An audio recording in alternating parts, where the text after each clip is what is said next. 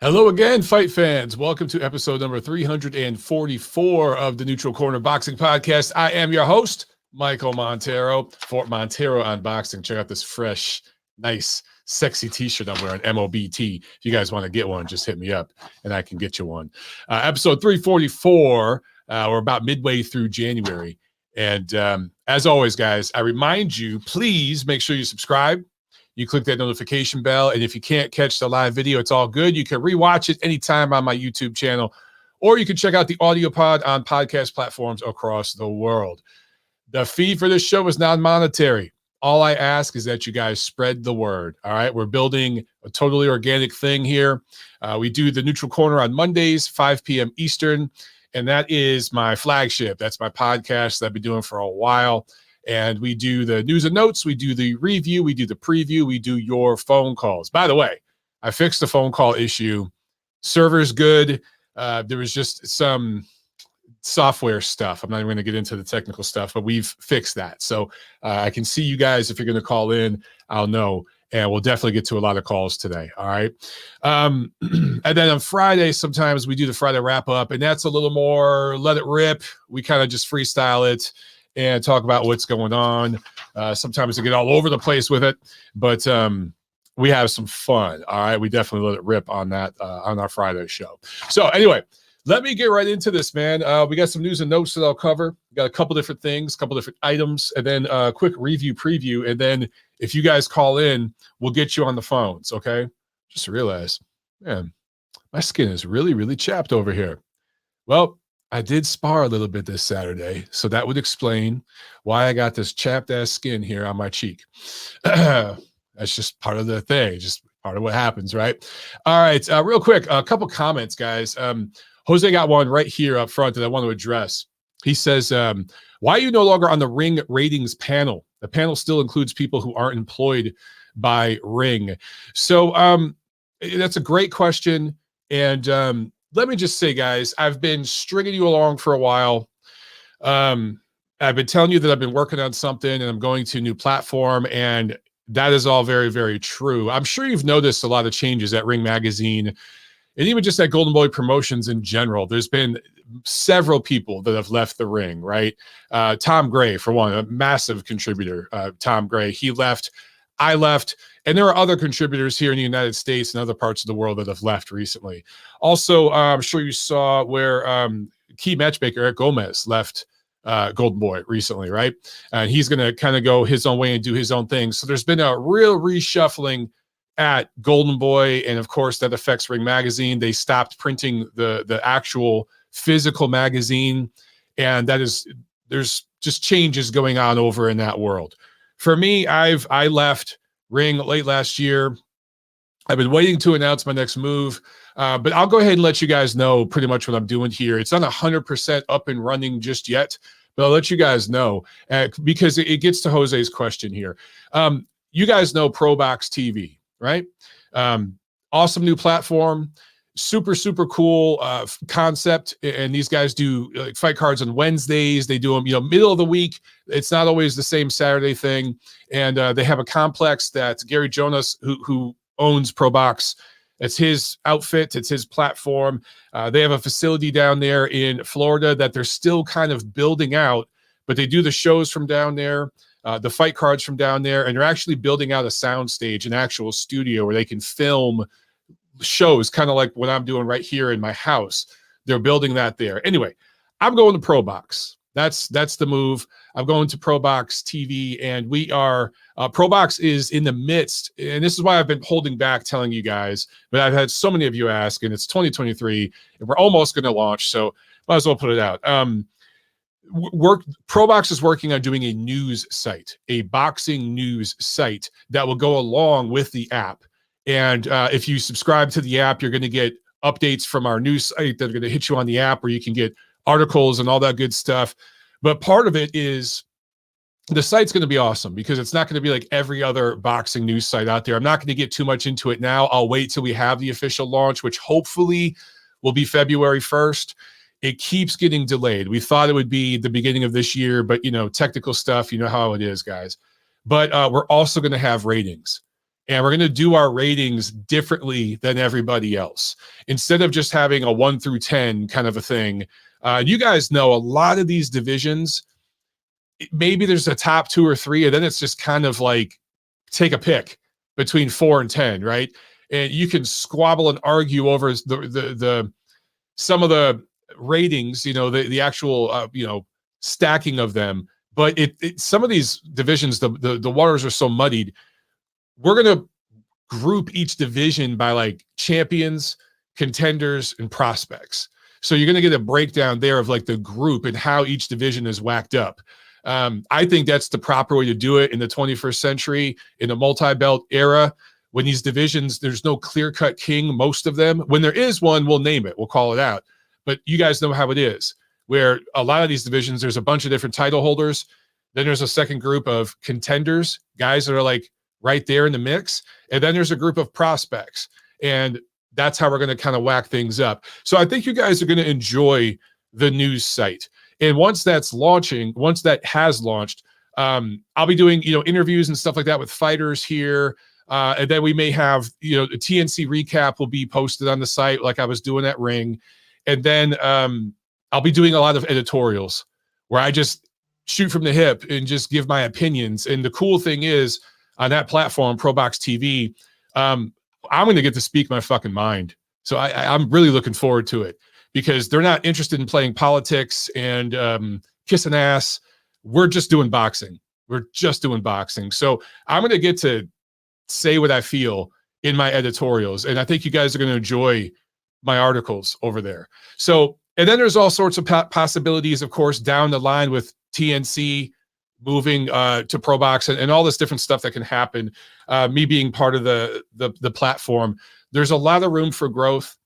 As I mentioned before, it's headquartered in Florida. I live in Atlanta. It's like a 45-minute flight down there. It's, I don't know, maybe a 4 or 5 hour drive to get down where I need to go. So there's a lot of really cool possibilities. It's just taking a while for all this stuff to kind of launch. So anyway, Jose, I saw your comment there. Wanted to get that out and let you guys just know what's up, okay? So let's get into news and notes. And obviously, we're going to talk more and more about that as it unravels. First, it's going to be just the launch of the news site. And I think you guys are going to dig it because we're building it out. Every boxing site is the same. It's the same damn thing. This is going to be different. You guys are going to dig the format. You're going to like the way it's set up. There will be sections where something is a legitimate news posting, or there will be sections that it's rumor mill. Okay, we're not going to tell you like, hey, here's a fight rumor. This is news. No, we're going to tell you this is a rumor. Like we're going to break it down like that. So you guys know that you're not getting bullshitted. You're going to know what's news, what's a rumor, what's an editorial, what's a fight recap, all that. It's going to be broken down the way I think a 21st century sports news site should be broken down. That's why it's taking so long. Gary Jonas and the executives there at ProBox are trying to do this the right way. So it's a little bit of a delayed launch, but we'll talk way more about that in the coming weeks and months. Okay, let's get into news and notes. So a couple things. I'm sure you guys saw this on Twitter. I wanted to address this. Oscar De La Hoya, he I think responded. Actually, this wasn't a response to, it was just a tweet. If you follow Oscar, sometimes Oscar, doesn't tweet anything for a while, and then some nights he just goes off. And he might have 4, 5, 6 tweets. You're like, damn, Oscar, okay. And so he could be like a very interesting follow. And then sometimes he could be a boring follow. It just depends. But he had a entertaining weekend this past weekend. And he tweeted out that today, Monday, at the time I'm recording this, is the deadline for PBC, Stephen Espinoza, to get him a signed contract for Gervonta Davis versus Ryan Garcia, because Oscar De La Hoya is saying publicly, we don't have a contract. Nothing's signed. We've agreed to terms, whatever, but nothing is signed, sealed, delivered, and we're not moving forward unless the shit gets signed today. So that's very, very interesting, a juicy little nugget. I retweeted it. I'm sure you guys all have seen it by now. And I don't blame Oscar for doing this. I know some people are upset with him. like, hey man, this is how the business is done these days, whatever. You don't need a signed contract to agree to a fight. I don't know what the hell that means, because that's what Steven Espinoza said on Twitter, and the unpaid interns kind of said the same thing. I think that's kind of ridiculous. I don't blame Oscar for jumping in here. I still think Ryan Garcia should have took his interim tune-up fight this month, because I think he really might be screwed over in this situation. But Ishe Smith, friend of the show, former world champion, and truth teller on Twitter. You may not agree with everything Ishe says, but I admire him because I don't have to agree with everything he says, but I admire the fact that he always tells his truth. You're never getting bullshit from him. And he tweeted out in response to Oscar's stuff that when he fought for PBC, it was very, very common for him to get like a phone call, an email, whatever, and say, hey, here's the fight, here's the pay, here's the weight. And he would have a few questions. Is it a right-hander, left-hander? Is it a title fight, non-title fight? Just stuff like that.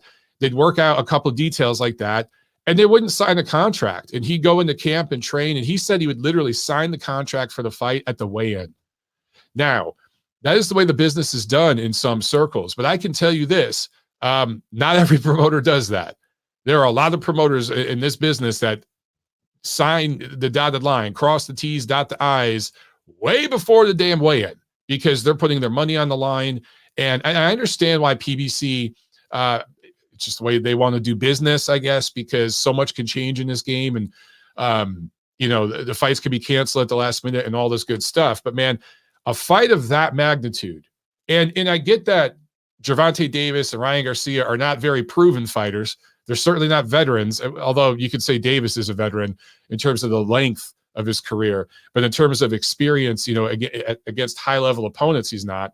Neither of these guys are what I would call highly accomplished professional fighters, but they're popular. And this is a big fight in terms of popularity. It's going to do business. It's going to do numbers. And more than any of that, it's the biggest fight of both of their careers by far. It's not even close, especially Ryan Garcia's, but even Gervonta Davis. This is a quantum leap for both of them in terms of opposition. Both of them will be facing the first legit lightweights in their physical prime of their entire career, both of them.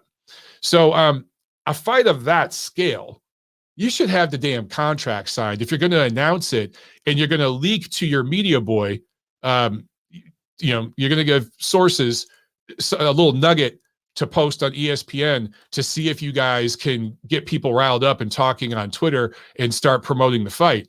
If you're going to go that way, you're going to go that route. This isn't a stay busy fight. This isn't just filler material on FS1 or something. This is a big deal, right? I think you need to have contracts signed. And Ishe Smith actually said that on his Twitter, that, it's like, yeah, a fight of this magnitude, you don't want to be signing contracts at the weigh-in. You want to have that shit signed, sealed, and delivered before you go into camp, or at least during the beginning of camp. And I agree. So I found this interesting, and it's just, look, man, I don't know if this fight's going to happen. It could all be posturing, and it could just be Oscar trying to get these guys to motivate and agree to a couple last items that they're holding out on. I don't know, right? The sausage being made is ugly, and unfortunately we see too much of it on Twitter these days between these promoters and stuff. These guys used to talk in secret, and they leak things to newspaper writers that was legitimate newsworthy items. And today, anybody could have a brain fart on Twitter. Boom, it's out there, and people are using it as a source for news, right? And they're making videos and articles and stuff based off of tweets. It's the craziest thing. But I don't know. You got to have this fight signed, and I would think by the end of this month, if you're going to do it in April, I would. And if I'm De La Hoya and Ryan Garcia side, I want protections in the contract if Gervonta Davis goes to jail or it gets suspended or anything like that. I personally don't think he's going to go to jail. I think he's going to get some sort of probation or something like that.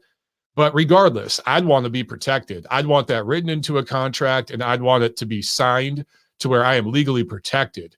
And apparently that has not happened. So anyway, found this interesting, thought it was worthy of bringing up. Another interesting little nugget. Well, actually, let me look at a couple before I get to the next thing. Let me look at a couple of your comments, because I'm Tony Yayo said Oscar dumb for firing Roberto Diaz. Yeah, I'm sorry. I said Eric Gomez earlier. I meant Roberto Diaz. Jesus, I'm sorry, guys. I don't. He didn't fire him. I think that Roberto's going his own way. I wouldn't call it a firing, but there's definitely been some turnover at Ring Magazine and Golden Boy Promotions recently. Things haven't been very good financially since COVID. I'll just put that out there. Finances directly affected Ring Magazine when it came to the print magazine. And there were issues really since 2020. There have been some things going on. So you're just going to see a little turnover and change right now. And hopefully they can get everything ironed out and back on track. But I'll say the two fighters that keep Golden Boy Promotions in the black right now are Ryan Garcia and Virgil Ortiz. And they're not necessarily the most active fighters out there right now, right? Those guys need to be fighting 2, if not 3 times a year. And Golden Boy would be a little healthier right now. That's just not happening. So, yeah. Okay. Gail Falkenthal says there's a significant reason there's no contract yet. It's due to Tank's pending court trial in February. PBC may be waiting on how this plays out, especially if Tank is going to submit another plea. That makes perfect sense, Gail. Again, all the more reason why Ryan Garcia should have taken that tune-up against Mercedo Gesta this month. I don't know why he was advised not to do that. But why even announce through the media if you're PBC? Because it wasn't Golden Boy that leaked this to Coppinger. It was the agent that Cop has at PBC that leaks this stuff to him. Why leak this? I understand you want to get the jump and you want to get the story out there and all that stuff, but man, you can't sign a contract because of pending legal issues or something. Like, I don't know. Just the way things are being done. I mean, we have this situation in 2022, but then last year, remember, we had Spence Crawford, which was a giant circle jerk. And then I think you go back to 2020, it was, where we had Tyson Fury and Anthony Joshua, that whole debacle, right? And that wasn't, that involved Top Rank and Matchroom. And then it ultimately involved PBC because of Deontay Wilder, who, had the contract and wanted that third fight with Fury and was legally entitled to it. So you had that whole fiasco. And like for months, we were getting reports that Fury and Joshua were going to fight. And that fell through. So it feels like every year we get one of these and people just want to jump the gun so much and talk about fights. And again, if you want to talk about rumored negotiations, I think that's fine. But when you say agreed to terms and you put a date out there and, stuff like that, I think fans really get their hopes up. And in an era where you're not getting the best fighting the best often enough, with this on top of all that, I think fans are getting more and more frustrated. I'm one of them. And, I get accused of being negative all the time and being critical all the time. And I really don't want to be. But what you want me to be? You want me to be complimentary about this situation? This isn't a great situation right now. It's crazy. It's all up in the air. How can I not be critical of it? So yeah, I feel like I get on here and I rant a lot about stuff like this, and it comes off as me just being this negative guy. I'm really not. I'm a positive person. Anybody who knows me in my real life knows I'm a happy-go-lucky, positive kind of guy. But this situation recently and with a lot of these fights, man, it's difficult to talk about this and not be critical. So anyway, Taurine, what's up, Taurine? How you doing, brother? He says, I don't think Ryan Tank fight is going to happen. Doesn't the DA want a little jail time for Tank? I could be wrong. That's what people are saying, because I guess he rejected a certain plea offer. I don't know. I mean, it's hard to say with these DAs, right? Because just because they rejected a plea offer doesn't necessarily mean that they have to have jail time. They may just want Gervonta Davis to have to go through the process to scare him straight, right? And they may want to slap on some fines so that the city, the county, the state can get paid. They may want to slap on some probation so that they can have some probation officers get paid. Get paid. And let's be real, a lot of these DAs want to get in the news a little bit. Gervonta Davis is a professional athlete with a social media following. You just don't know the reasoning. We don't know. But as I've said several times, in America, people like Gervonta Davis, they don't really go to jail that often. Celebrities, athletes, politicians, people like that, millionaires, they don't go to jail. So maybe we'll be proven wrong here, but at this point, I'm expecting it to be some kind of probation, slap on the wrist kind of a thing. Okay. Gail said, bumping this comment, Oscar and Robert Diaz had a personal conflict they couldn't get past in the end. Diaz's wife is Canelo's personal assistant, the pillow talk factor and loyalty factor, right? I'm just going to read your comment, Gail, and leave it alone. I have no further comment to add to that. Mandeli says, finally able to make the live show. Keep doing what you're doing, Mike. I appreciate it. And Tony Yayo says, Montero, you need to be more of the cheerleader like Ellie Seckback reporting. Does he still do that in his videos? Does he still say that? It's hilarious. Okay. And Sam A with the super chat, he says, thank you, Sam. He said, Floyd Mayweather did jail time in between fights. He did, but Floyd could have technically done jail time for several different things over the years. He had to really screw up, and there had to be, enough evidence to put him in jail. But how long was he in jail? A few months? And I've talked about this a million times, I know, but like literally the state of Nevada delayed the jail sentence so Floyd could fight. I can't think of anybody like myself or any of you guys watching where the state would be that kind to us. You want to talk about privilege, right? There's a lot of talk about privilege in our society these days. This is what I'm talking about. Celebrities and stuff. I mean, look, for that jail sentence, Floyd got a slap on the wrist. Maybe that happens to Tank, but he's certainly not in a position like Floyd where I think they would delay, the jail sentence for him to fight or anything. I just don't know if there's enough. You gotta remember, Floyd's thing was a domestic violence thing, I think, right? And it involved children. I think the children were involved in that. I don't remember the exact details off the top of my head right now. I'm going off maybe 3 hours of sleep. But this situation with Tank, you guys got to remember the domestic violence thing, that's kaput, that's done because the woman recanted, did not press charges. This is related to the court date next month is related to a hit and run. So I don't know, I don't know how that's going to play out and what kind of sentencing that may include versus what a domestic violence charge would, what kind of sentencing that may include. We'll just have to see. Gail adds, Torian is 100% correct, not the DA. Judge Melissa Finn rejected the deal, which included a 1-year suspended sentence, 2 months of home confinement, and 0 jail time. Okay, so it was the judge. Okay. Again, guys, I knew the plea deal was rejected. I couldn't remember who rejected it or what. But look, female judge, Melissa Finn, she may simply want Gervonta to have to stay in trial and talk to people about this and have to deal with this in a real way. Interesting. So the deal included a 1-year suspended sentence, 2 months of home confinement, 0 jail time. Well, she rejected that. It doesn't necessarily mean he's going to do jail time, though. We shall see. James Burrell adds, being famous doesn't get you a pass for running into people and running off. A security camera caught it all. Good point, James. Again, I might be proven wrong. I guess I'm just turning into a cynical old prick. What can I say? What can I say? Nacho says those hit and run charges for Tank are going to be tough for him to overcome without jail time. All right, you guys seem pretty set on this. Then you know what? Why would Oscar De La Hoya and all those guys even talk about a signed contract then from Gervonta Davis, knowing that he's so likely to do jail time?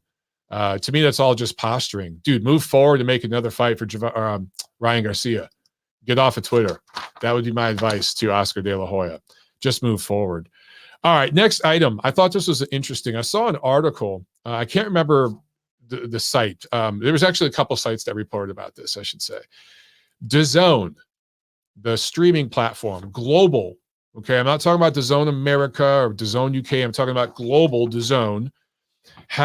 They boasted revenue of over $2 million in 2022 and 15 million global subscribers. This was after reporting losses of over $2 billion in 2021. It was interesting. I found it interesting that those losses that were reported in 2021, people like Dan Rafael and certain boxing writers in America tweeted that out and were talking about it in articles and sharing that information when they took massive losses. Part of the big losses they took in 2021 were related to purchasing the rights deals to, I think, soccer, and it may have been tennis. I can't remember which sports, but I know there was a couple of different soccer leagues they bought the rights to so they could stream those soccer matches in that particular league. And it cost them billions of dollars. So that was a big part of their losses in 2021. But the news that they actually made revenue last year, which was about the same amount of revenue was about the same as their amount of losses last year.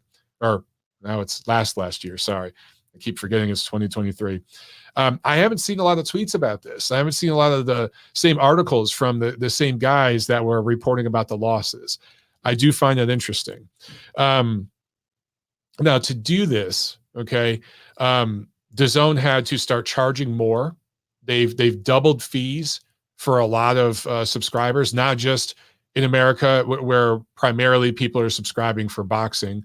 I know you can get access to other sports, but most of the people in America subscribing, it's for boxing. The rates have gone up here, but they've gone up around the world, in different parts of Europe and Asia, I think. The rates have gone up. And then, of course, they started doing pay-per-view last year, with Canelo Alvarez and everything. So I don't know. I will say this. People were writing the obituary for DAZN very, very quickly. And there seemed to be a lot of people in the American boxing press, especially those tied to premier boxing champions, but also some of them tied to Top Rank, who really wanted to see DAZN fail, really, really were rooting for it to fail. The thing is that I think those people don't understand. DAZN is backed by billionaires, people who are worth tens of billions of dollars, who are in it for the long haul, and they don't just do boxing.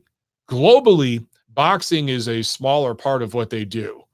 The bigger thing that they're known for in many parts of the world is soccer, or football, as most countries call it. That's the big thing that they're really known for in many parts of the world. So they are set up globally, in 200 plus countries with a really good infrastructure. So they're built to grow over the next 5+ years, where other platforms are going to be diminishing because their way of, if you look at traditional network TV here in America, but all over the world, but particularly here in America, it's a dinosaur. And that platform is dying off. More and more people are streaming content, right? But there's also this element. DAZN's set up very well. They're in every damn country, just about every territory, even parts of the world that aren't considered countries, you can get DAZN. But increasingly, sports fans are finding illegal streams to watch stuff. And not just sports fans, but people are finding ways to stream movies and stuff instead of having to go to the theater or pay for it. People, a lot of you guys watching this, you probably got Netflix, Amazon Prime, that kind of stuff, HBO Max, whatever it is. But there's a lot of people that are out there that you kind of reach a limit, right? And you're like, okay, I'm not subscribing to any more shit. I'm just going to stream it. I'm going to find a stream somewhere, and I don't care if it's in Swahili. I'm going to watch this boxing match. I don't care what language the commentary's in. I just want to see the fight. A lot of you guys out there are doing that. So in that world, DAZN is going to have an issue getting people to want to subscribe to their platform if they do not provide maximum value. And so that's on them. That's on them to figure out in the coming years. But the obituaries were a little premature. Yeah, these guys lost like over $2 billion, I think almost $3 billion in 2021 alone. They made almost all of that back this year or last year, but they know that they're going to lose money up front, especially when they're buying rights to everything. They're gobbling everything up. The way that they keep people long-term, though, is to provide value. And that remains to be seen if they can do that. All right. Yeah. Mandeli says Serie A is a huge get. Yeah, that's the league. That's the big one that they got, right? And that cost them billions, dude. That was a big one. Serie A. So several of you guys have said that. Yeah, that was a big one. And that's going to be, it already has become profitable for them, in 2022. And it's just going to continue in 2023. So they're set up well. Now, long term, they may decide this boxing shit ain't cutting it for us. We're going to cut boxing off the platform. That could happen. But if you look at the contracts that like Matchroom has, they're set up pretty long term with DAZN. So it's not going away anytime soon. And I think, again, a lot of people writing the obituary need to slow down just a little bit. Sam A says ESPN Plus went up to $9.99 per month. F that. They doubled it. I only used it for fights. Yeah, I hear you, man. Here's the thing with ESPN Plus, though. There are a lot of subscribers that subscribe to it for MMA.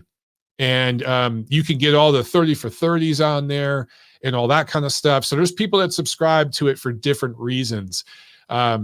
We do it for boxing and stuff, but there's people out there that buy it for other reasons. And then I think you get it. ESPN's parent company is Disney. And I think if you subscribe to Disney's app, you get ESPN Plus, or at least sometimes they do bundles like that. So they have a lot of different options to get people to subscribe to it. They're set up pretty well too. And Top Rank has a good deal with ESPN. And yeah. Okay. Papa Chubby says, yeah, Serie A would be huge money for TV rights. Yeah, huge. But that money is going to come right back in. So for them to win that one, big deal. All right. Let's get a quick fight review. If you guys want to get on the lines, go ahead and call in, man. I'll get to your calls in just a second here. Saturday, January 14th, there was a big weekend of football, right? This whole weekend, but there was some boxing in between it. By the way, I know there's a football game on tonight. Dallas Cowboys versus Tom Brady. I'm not even going to call it Dallas Cowboys versus the Tampa Bay Buccaneers because it's basically Tom Brady versus the Dallas Cowboys.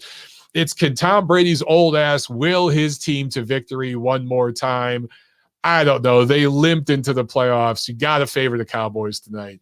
But yeah, we won't run too long because I know a lot of you guys got a pregame to get ready for the big football game. Anyway, last Saturday at the Turning Stone Resort in upstate New York, Top Rank had a card on ESPN. And man, the main event, what a freaking letdown. Real quick on the undercard, Abraham Nova, unanimous decision over Adam Lopez. The judges had it really wide for Nova, who did drop Lopez twice. One of those knockdowns did not really seem legit to me, but the knockdown in the fifth was legit. Either way, if you looked at the actual punch numbers and everything, it felt like a pretty competitive fight. But the judges had it really, really wide for Nova. Either way, I'm good with him winning because of the knockdown, and I thought he edged it. Cool with that decision, but scorecard's too wide. Then in the co-main, Jonathan Rice, another upset special win for him. TKO 7 win over Guido Vianello. And there was a punch that opened a cut in, I think, the sixth round. And at first, it was the referee ruled that it was from a headbutt. So they were going to go to the scorecards. And Vianello was up. He had thrown a lot more punches. He had landed a lot more. It was sloppy. It wasn't pretty. But he just on volume, he had won the rounds. So had it gone to the scorecards, he would have won. But upon instant replay, the referee's original ruling was overruled. And they said, no, this cut was caused by a punch. And per the rules up there in New York, if a cut is caused by a punch, it's a TKO win for the fighter who caused the cut. So in this case, Jonathan Rice was on his way to losing this fight, was going to lose on the cards. It was probably going to go the distance. And he probably would have taken Villanello to the final bell, but he would have lost on the cards. But that one punch that landed just the right way, busted open Villanello's face, and thus Rice gets a W. I'd like to see a rematch of this. If you're Guido's people, run it right back. Run this right back as soon as that cut heals and see what you can do in the rematch. Villanello gets hit too much, heads on the line too much, gets sloppy with his offense. His punches aren't always crisp and straight, and thus he can be countered. So there are issues there. If you're getting punched hard enough by a guy like Jonathan Rice to where it's busting open your face, there are issues there. He hasn't shown any issues with a chin yet, with his chin, but see if he can correct this. It could just be one of those freak things. It happens in boxing. But definitely some stuff to clean up for Guido Villanello. In the main event, F.A. Ajagba, unanimous decision over Stephan Shaw. First loss of Shaw's professional career. What an awful freaking fight. I expected more from this. I expected more from both fighters. I really, really did. Shaw did absolutely nothing, and Ajagba did just a little bit more and pretty much just landed jabs, which, hey, just win, baby. I get it. I get it. But this is the main event. You have a main event on ESPN. I get it. You're going up against NFL playoff football. That's David versus Goliath. I understand, but this is a huge opportunity. Huge opportunity. High-profile sports weekend. Most of the country right now, it's cold. People are staying inside on Saturday night. They're watching TV. They're watching sports. Big opportunity, dude. And both of yous kind of blew it. And for Stephan Shaw, for those of you who watched this fight, I'm sure you saw what I saw coming into this because I picked Stephan Shaw to win. I actually thought he'd win. I'm not going to say I didn't think he was going to dominate, but I thought he was going to clearly win this fight. And I think you guys could see from the skill set perspective, he should have won. He could have won. He never went for it. He never pulled the trigger. I think he was intimidated by Ajagba's size and strength and power, which is surprising because Shaw has enough of a career, both amateur and pro, where that shouldn't have been an issue. He should be over that sort of thing. But he looked, maybe he wasn't prepared. Maybe there was an injury. I don't know. But I just expected more from him. These guys combined, they threw a combined 184 power punches. Again, that's not one of the fighters. That's combined. So both of them combined threw 18 power punches around, and they landed 51. Between the two of them, these are heavyweights. Between the two of them, heavyweights, it's all power punches, right? Unless you're an all-time great jabber like Vladimir Klitschko or Larry Holmes or something, those guys could win fights and dominate them against world-class elite heavyweights simply with the jab. Outside of those kind of fighters, dude, heavyweights throw power punches. That's what they're known for. These two fighters, over 10 rounds, combined for 51 landed power punches. That's 5 a round, dude. Wow, what a bad fight. Really, really disappointed. I expected so much more from that fight. All right. Let's do fight preview. We got some stuff to preview this week. Friday, January 20th, there's a Showbox card from Bethlehem, Pennsylvania. So there's that. And we actually also have Sunday boxing, January 22nd. Don King has a card in Miami featuring Berman Stavern. Remember him? Apparently he's still fighting. Apparently Don is still promoting. I have no idea if this card's being streamed or broadcast anywhere. I really don't know. It's a god-awful card. And I'm not saying this to beat up on anybody, but when I think of what Don King once was, he once ran the sport alongside Bob Arum. Like in the a good part of the 70s, but really the 80s and 90s, Don King and Bob Arum were bigger than any sanctioning organization, any other promotion. They ran the sport in a lot of ways, at least in America.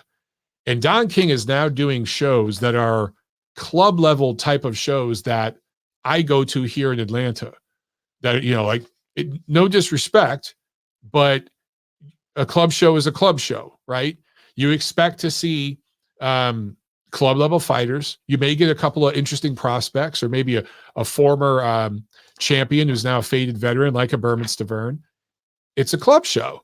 So Don King is now promoting club shows, which, again, nothing wrong with that. I love club shows. They're the lifeblood of the sport. But could you guys imagine Bob Arum promoting a club show in a random small town in America? That's pretty much what Don is doing. Although this card's in Miami, I wouldn't call Miami a small town. It's a medium-sized city. But still, I guess it's his passion. It keeps him young, I guess. I don't know. Okay, but the big card this weekend, Saturday, January 21st, Manchester, England. This will be on DAZN. In the main event, Chris Eubank Jr. going against Liam Smith, who recently moved up to middleweight from junior middleweight. This will be a middleweight fight. Also, 2 heavyweight cards on the undercard. Richard Rakpori, 15-0 fighter out of London. Oh, I'm sorry. This is a cruiserweight fight. This one's cruiserweight. Richard Rakpori going up against Krzysztof Glowacki. Krzysztof Glowacki, of course, former champion at cruiserweight, tons of experience, been in there with everybody. So this is a huge step-up fight for the Brit, and that is going to be an interesting matchup. I enjoy the cruiserweights. I really do. And then in heavyweight action, Joseph Parker going up against Jack Massey, who is a former cruiserweight himself, who actually lost to Richard Rakpori in 2019. He's moving up to heavyweight to serve as cannon fodder for Joseph Parker, who is going to get a W here. I guess he's owed a solid after taking some tough fights in recent years. So that's it. That's it for the preview, guys. All right, we got a few calls lined up. We'll jump to these. We'll get it popping here. We'll keep these calls short. All right. First call is from France. I think we got Johnny here. Let's pick him up. All right. France, you're on the show. What's up? Hey, Mike. Hey, what's up, Johnny? Yeah, I'm very good. And you? Happy New Year, Mike. Thank you so much. Same to you. All the best for you and your family. Thank you. I see you've not slept so much those last days. I can see that. I can hear that. No, there have been a short night, right? What's that?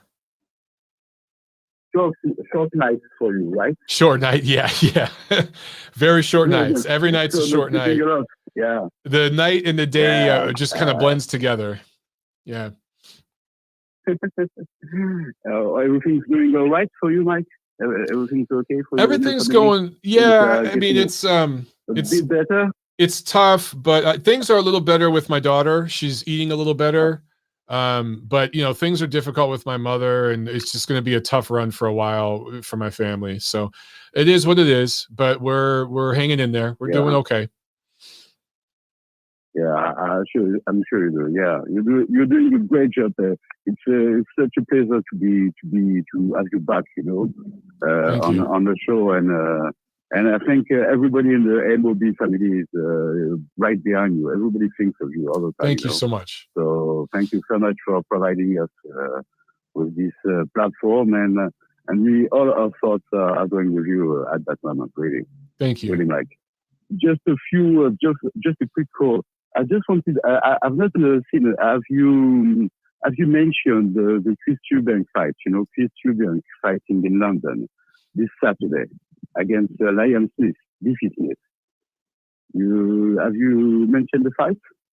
Yeah, I just mentioned it in my preview, but I really haven't broke it down. I figured you guys would want to talk about it. How do you see that fight, Johnny? I think it's a fun fight. I think it's going to be a really fun fight because Chris Eubank, is that is not really stylistic. He's not really a good boxer, not really. And DC Smith is a bit underrated, They always try to fit into the British guys, the upcoming British guys, and he keeps holding his own, on a national level. Is a good level, is a good level. And I think Liam Smith being the better boxer, I think he might overcome, winning on points maybe, a good win on points. Something a bit like the George Wolf fight. Okay. I can see that. Yeah. It's going to be a good contrast of styles. I like the fight. I agree with you. It's a domestic level kind of a fight, but the style matchup between Eubank and Smith, I think is going to match very, very well. I think it's going to be a fun fight. Yeah, I do too. Because Smith is going to be able to adapt, to counter punch and get in the rhythm with him. So I think it's going to be a fun fight. Just a few words about the Tank Davis fight, not his whole legal situation, because I've heard about that also. But just a few words about the Tank Davis fight. I mean, it's such a waste, that the guy doesn't fight more often, because he's really gifted. I think he's one of the most naturally gifted of the West Division. Above all of them, because he's got this, simple boxing, this simple balance and strength that cannot. That is, he's the most gifted of the weight division. I don't know what you think about that, but I was really surprised by him. Yeah, I'm with you. I think he is one of the more talented guys. He's explosive. He's athletic, and that's what makes his fights fun to watch. I just wish he'd fight more. Yeah, he needs to fight more. I think he's been a bit overshadowed by Floyd Mayweather, and since he's making his own way now, maybe he's going to be, more eager to fight I hope so. guys, big names, because he was. I hope so. But he wants to fight, so let's see, But I was really, really happy to see him to see that fight, because I thought that he really did a good fight. He had the ability to punch in between the opponent's combos. That's not so often that you see boxers that performing like that. He really has something over the other boxers of the weight division. I put him. He looks a little more dangerous than let's say DAZN. I think it's more dangerous than him, because the aim is wounded, but you see, I don't know. I think he's the best. He's the most savage one. He wants to make damage, and that's pretty unique at that weight division. He's got a mean streak when he fights. He's got a mean streak in him. Yeah. So that's cool, Mike. That's all. I make it short today. Have a good night. It was a pleasure being back on the show, and shout out to everybody. All right, thanks a lot, John. Good night, Mike. All right, ciao, brother. Thank you, bye. I should mention, guys, friend of the show, CJ Duncan. You guys have seen him in the chat. He's called in a bunch of times. Him and his wife, Vicky, just had a baby boy this weekend. So everything healthy. Baby's beautiful little boy. And 10 fingers, 10 toes, all that good stuff. So shout out to CJ and Vicky Duncan. If you guys get a chance, if you see CJ in the chat, he's at the hospital. He's busy right now. But next time you guys see him on the chat and stuff, make sure you congratulate him because him and his wife, they just joined the world of parenthood this weekend. So, all right, we've got Nacho on the line. Let's jump to him. Nacho, what's up, man? How you doing? All right, Mike. Finally getting on for the first time. Yes, right? After the last two failed starts. Yeah. It feels so good, man. It feels good to have you guys on. Yeah. Yeah. Yeah, it feels good to be on. Just real quick, Mike, I just wanted to touch on the fight. Like you said, I thought that Ajagba and Shaw were going to bring it. It was very disappointing to see that fight. It's kind of reminded me of that old Teddy Atlas quote of they came to that silent agreement where neither guy was going to really, go after the other one. And they just kind of played it out in the ring because neither guy did much. I mean, Shaw did, like you said, Shaw did nothing. And then Ajagba did a little bit more than that. Yep. And that's basically what the fight played out. And I really thought that Ajagba was going to come out there and try to knock him out, especially since he had been saying he was upset about how Shaw was talking smack to him before the fight. So I really thought he was going to go out there and try to take his head off. And the fact that he didn't, it was like, man, what a disappointment. But, sometimes that happens. Sometimes guys don't live up to the hype. So it is what it is. I just thought that was just an opportunity for Shaw to basically make a name for himself and make himself a instant contender. Had he beat Ajagba, he would have made himself a name. But he blew his opportunity, and who knows when he'll get another shot at a live national TV spot like that again. Right. And then with the other one, Mike, man, Vianello was winning that fight handily. It's just unfortunate for him that one straight right hand that he didn't defend basically cost him that fight, opened up that nasty gash above his eye, and they ended up, stopping the fight. Although it was interesting, though, how Estevez, the referee, tried to turn that into an accidental headbutt or something like that. Right. And tried to basically go to the scorecards and give it to Vianello. And it wasn't until the ESPN broadcasters told him, like, hey, man, you need to come and take a look at this replay. And then he saw the replay and he was like, oh, okay, you're right. It wasn't from a headbutt. It was a punch. So he knew he had gotten caught at that point, and he had no choice but to actually reverse the call. But good for Rice getting the win. But how big of a setback is that for Vianello, Mike? Do you think? Well, it's interesting. I like the way you put it, Nacho, because you said it. One punch cost him the fight, and it's crazy because one punch can cost you the fight in the sense that you could get knocked out, but sometimes one punch can cost you the fight where it cuts you like this. So in this case, I don't think it sets him back too much because it's not like he was knocked out. As you mentioned, as I mentioned, he was winning the fight. I didn't think he was fighting particularly sharp. He kind of looked sloppy to me, but he was winning the fight pretty clearly. And so in that sense, I don't think it's that much of a setback. I just think he needs to get right back in the ring and do a rematch with Johnny Rice and beat him. And if he can do that, then this is not a big deal and he moves forward. Okay. Yeah, that's kind of what I was thinking too. I was just hoping that because of the way he lost, it's not going to tarnish, how good of a prospect he can be. Because, like you said, he's sloppy, but he was dominating the fight for the most part. Rice wasn't really all that effective. So yeah, it would be a good idea to get a rematch, but we'll see how that plays out. And then I just wanted to bring up a couple of little tidbits. Like, I don't know if you had heard. Mauricio Lara is going to fight Lee Wood on the 18th of February. That fight's been made official.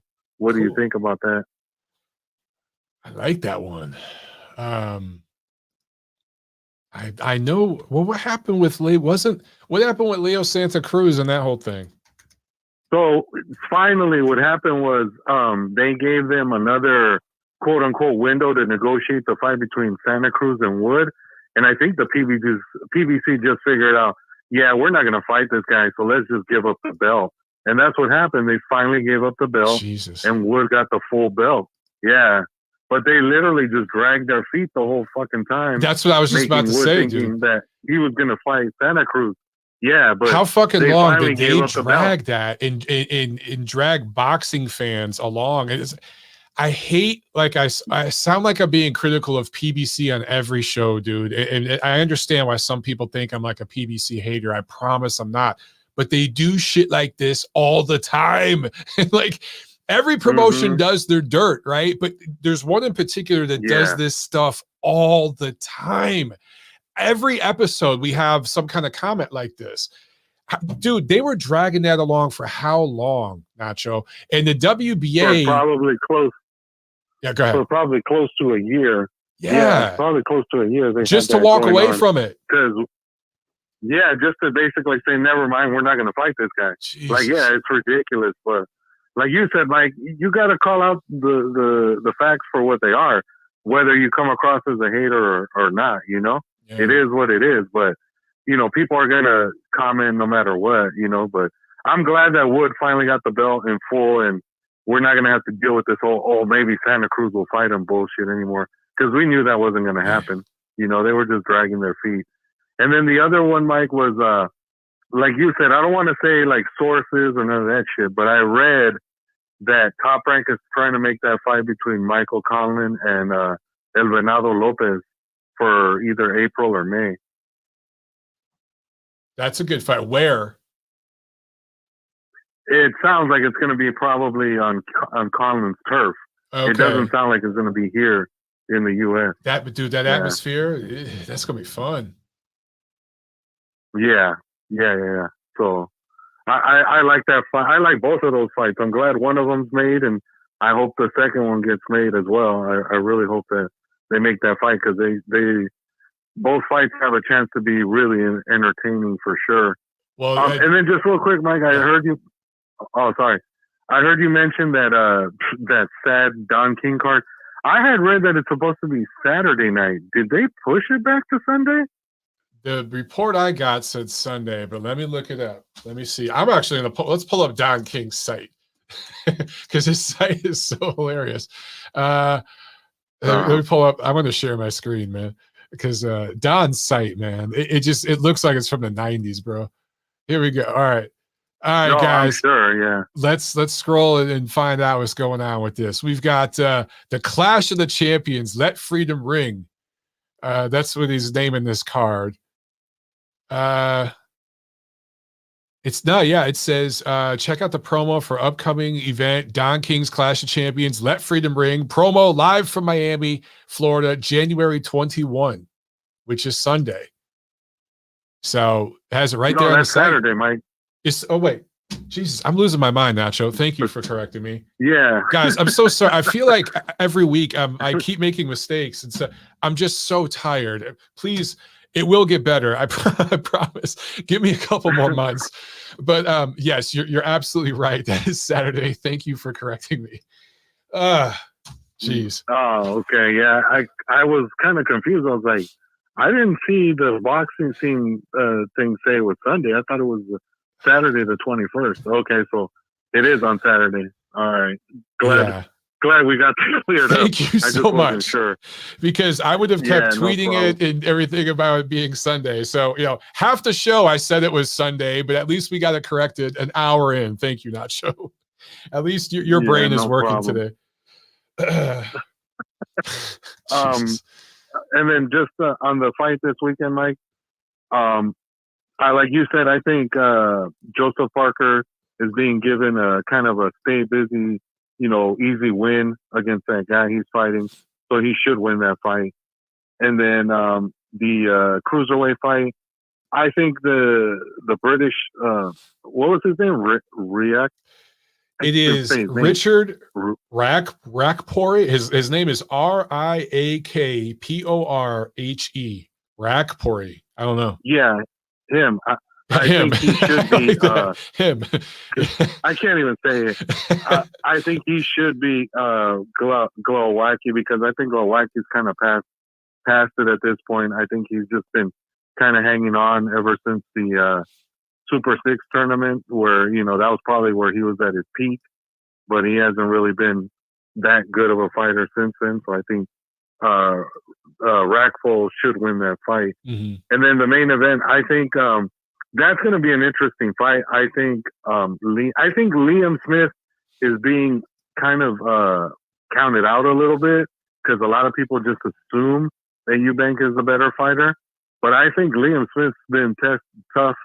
He's been tested tough throughout his career, and I think he's going to give Eubank a tough fight. Mm-hmm. I think the only reason Eubank wins is because it's taking place at middleweight, and it's not at junior middleweight. Totally agree. I think if it was at junior middleweight, I think Liam Smith wins that fight. But I expect Eubank to win a tough but a close UD, Mike, for sure. All right, Mike. Well, that's all I got. I'm sure there's other people there. I'll talk to you again next week then. All right. Thanks, Nacho. Appreciate it, man. All right. Yeah. No problem. I'm so glad Nacho corrected me. I have it literally on my notes. Sunday, January 22nd, Don King card, Miami. I don't know where I got that from. I honestly don't. But clearly, I'm not getting enough sleep these days. I am trying to get my ass in the gym every day. And I will say, it's hard to work out when you're really, really tired. But, I'm pushing through because I'm really trying to get back in shape. And that's just making me more exhausted. Anyway, enough about me. in my bullshit. Back to the phones we go. And this is Luis is on the line from San Francisco. What's up, man? Mike, what's good with you, man? Glad to hear the fight, to be able to talk to you. Appreciate it, man. Yeah, I'm glad to have you guys back on. It's nice to have you guys calling in and let you guys do some of the talking so I can take a break. Yeah, just let you know how much you appreciate it, though, bro. Thank you, man. Thank you. Yeah, for sure. So, look, I wanted to, like, last week when you was bringing up the Thurman and Spence fight, that, like, that whole announcement, like, rubbed me all the way wrong. Like, I'm been a faithful supporter to the pay-per-view system, although, you know, streaming is so easy nowadays. You know, just to, you know, keep the sport alive and get these fighters paid and you know, I mean, keep these good fights rolling. But it got to a point where I'm done with this shit, bro. Like, I'm not supporting none of these bullshit ass fights no more. I'm tired of these motherfuckers robbing me with no gun. These fake ass fights. Fucking Thurman and Spence, all this shit that they went through with Thurman, magically moving him up to the rankings of the WBC, and stepping on all the other, you know, contenders and 1, 2, 3 ranked fighters to be mandated. And then after all that shit, y'all make the fight out the welterweight division. Mm-hmm. So where it's like I'm just done with this shit though, Mike. Like, seriously, like the PBC, everybody have more quote unquote haters than supporters, but it's shit like this that makes us, you know, point the finger at these motherfuckers. Like, how the fuck? Like, this shit makes no logical sense whatsoever. And Spence, like, only had I was seeing some little polls and shit on another channel that he's only had 2 fights in the last 4 years. I mean, it took the guy his whole career to get those 3 titles. Like, you know, I don't even know how he even ranked on the ring as a top 10 fighter, and he ain't never left the division. And he fought all fighters that he fought was never on their prime, truth be told. You know what I mean? So it's like this guy is holding up the quote unquote, you know what I mean, the money division. You know what I mean? The welterweight division is so historic. Besides the heavyweight, obviously, it's the second best division in boxing to me personally. No, you're dog. Historically, you're right. I mean, if you look at the fighters that have been at welterweight, like Sugar Ray Leonard, and some of the all-time greats, you're absolutely right that in America, at least, I would say welterweights right up. I mean, heavyweight's king, but welterweight's right up. Maybe welterweight and middleweight are right up there, right after heavyweight. It is seen as one of the glamour divisions. You're absolutely right. Yeah, and it's like how it's like we letting this shit happen? How we letting this shit ride? Like WBA, excuse me. We know how fake they is. You know, all these fake ass Reggie belts and shit. Right. You know, and WBC starting to pull that bullshit now. Yep. With the franchise and the interns and all this other diamond bullshit, belt, silver titles, all that. And yeah, like, and the IBF was kind of like the one that was out of all of them. I would say it was kind of like the most fervent one, to where Mr. Peoples wasn't going for that shit. I mean, he was no, if this your mandate, you got to fight him or you got to vacate. You know what I mean? He was the strictest for the longest that I could remember. Even he bent over though, dog. All the sanctions. I'm sorry? Even he bent over though for this thing at welterweight right now. Even he's like, exactly. Yeah. That's what I'm saying, Mike. Like, what the fuck? Like, we have no type of backing in this shit, bro. It's like, I'm legit, like, I'm pissed about this shit because it makes no sense. And then all that's gonna happen is Spence is gonna eventually end up vacating all those titles. We're never gonna see. We're gonna get robbed of another super fight. Spence and Crawford are never gonna fight. I just honestly think that they never wanted that fight for Spence. They knew that it made no sense for them to 50-50 fight, to where they knew that their man had essentially of losing all those titles and walking away with all the titles and leaving the whole table with nothing in that division. Going back to what we were just saying, and one of the most fired money weight classes. Your call is on point today. I agree with everything you're saying. You're just saying it a lot better than I do, because when I do it, I rant for 30 minutes. You're getting more concise with it. Listen, man, I think that your viewpoints are shared by a lot of fans. And I got to say, for me to do a show every Monday and then most Fridays, it takes a lot of passion. It takes a lot of patience and discipline, a lot of work to get all my notes and get everything together, a lot of time, especially when I'm exhausted these days with an infant baby. It is getting harder and harder and harder to want to even do this with the shit that we keep getting. And I keep, Exactly. Friday's show, last Friday's show, I was just really negative, and I'm trying not to be that way. But there's, on top of all the bullshit, then we had Steven Espinoza doing all his craziness, and dude, it's harder and harder to support this shit. At what point do fans just break and say, I'm done? At what point? It is, Mike, and it's like, honestly, like, bro, I feel like I'm like in my little circle of partners, I'm like well-rounded. I watch like every sport, but boxing is like one of my top two.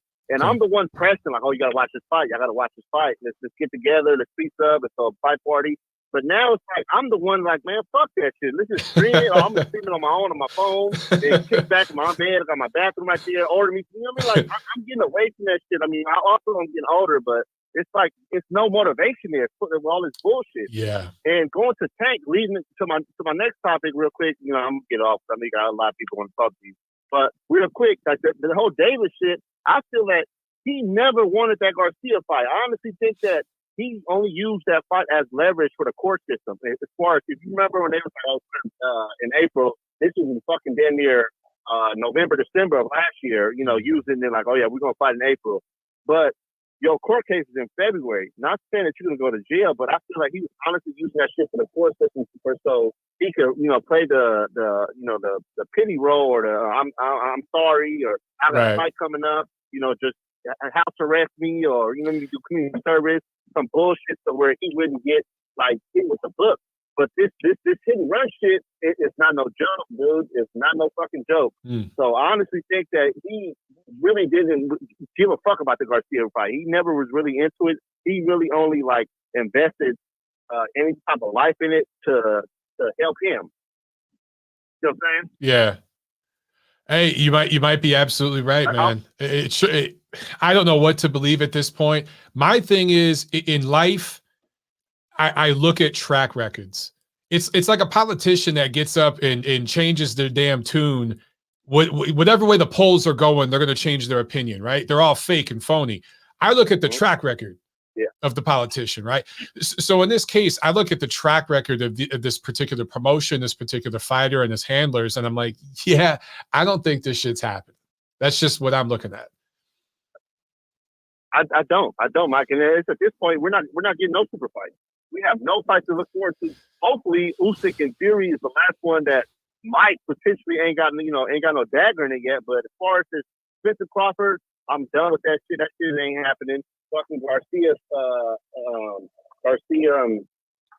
Davis ain't gonna happen. As far as, and especially with De La Hoya coming out talking his shit now. Now he gets to the point that I feel like he feel like us now. You got to think about it. He was a fighter at one point that did want to fight the best. I mean, talk shit about Oscar all you want, but not you in general. But I'm saying, overall, like talk shit about Oscar as far as people, but Oscar fought motherfuckers. You know what I mean? When he was in his prime, when he was a golden boy, like that motherfucker fought people. That's why he got to where he's at now. You know what I mean? That's why he was getting in check. He was fighting.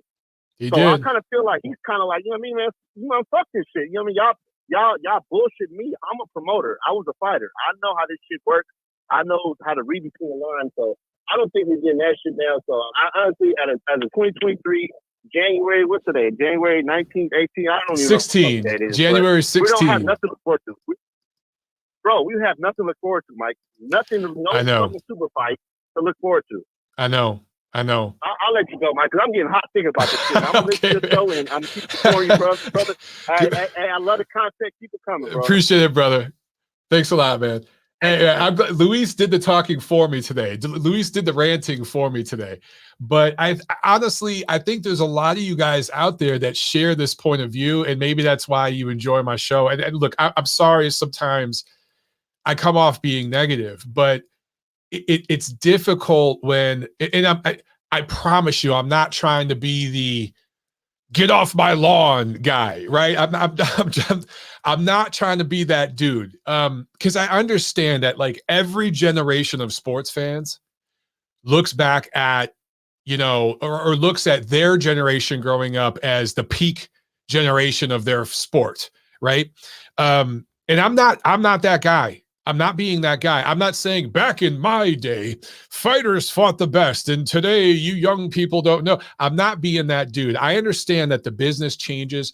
The sport of boxing is unique in that, honestly, I've talked about this a lot. Usually boxing sets the trends that other sports follow. If in terms of, if you look at the ethnic trends in boxing, the different groups of people that have come through boxing and succeeded, they kind of came through boxing first, then went out into other American sports and succeeded. Anyway, I've talked about that kind of stuff before, right? Boxing is very innovative in a lot of ways, and it changes, and I get that. But there are things going on today that are so damaging. It's hurting the sustainability and the viability of this sport, at least in America. Globally, boxing is doing, you can argue that on the global scene, boxing is doing better in 2023 right now than it ever has. You look at, I mean, there's scenes in the UK, Japan, Australia, throughout Europe, throughout different parts of Asia, throughout different parts of Africa, different parts of Latin America, of course, all throughout Latin America, I should say, Mexico, of course, Canada, Montreal was, you know, a good scene. So, and then there's several parts of America where like Texas is blowing up, man. The amateur scene in Texas is hot as hell right now. And you're seeing other parts of the country kind of have a rise in their amateur program and stuff. So there's a lot of cool things happening, particularly on a global basis. I get that. I do. But guys, the stuff going on right now in American boxing, it's not in the healthiest place. And like me as a child of the 80s and a teenager of the 90s, a young adult of the 2000s, I feel like I was spoiled compared to what you young dudes are getting now in the 2020s.